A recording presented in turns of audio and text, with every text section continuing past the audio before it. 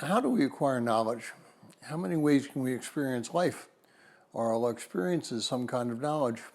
And do we have to experience something to know that it is true?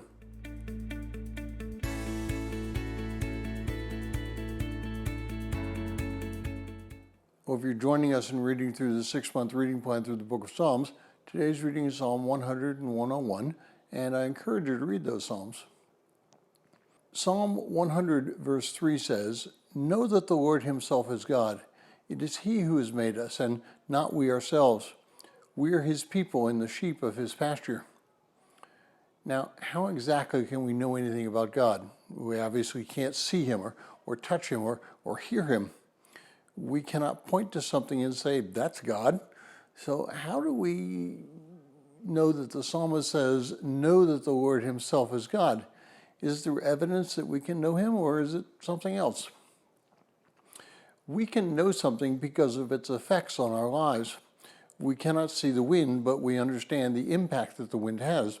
We cannot see the air, but without it, we cannot live. We can't know exactly how cells reproduce, and we certainly can know the various processes, but the deeper we go, the more we find out that we don't know very much. The only way that we can truly know about something is by experiencing it.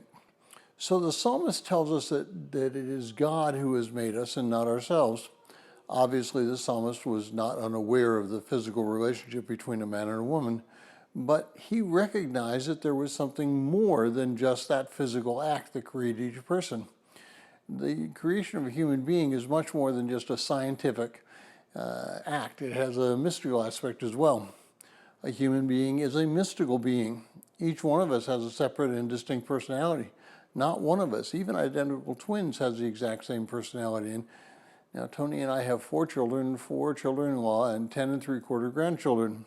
The 3/4 grandchild should be born sometime this month or early next. Each of those persons is an individual with separate likes and dislikes. God has made them this way so that we would know that they were not drones or some kind of android, but rather individuals who could worship God. It is God who is our shepherd, and as our shepherd, he takes care of each one of us. He shapes us and he molds us. He gives us the knowledge and the experience that we need to worship him. And each person who has a relationship with God through Christ has a different experience with him. It is because we are individual personalities that we have those experiences. So our knowledge of God comes from the fact that we have experienced him. Our understanding of God comes from the fact that he has and is protecting us in many ways. Our knowledge of God comes from the fact of our individual experiences of others around us. Without accepting that God is our Father and Creator, our lives can seem useless. But with the knowledge that God is our Father and Creator, our lives, through whatever experiences we have, can be rich and rewarding.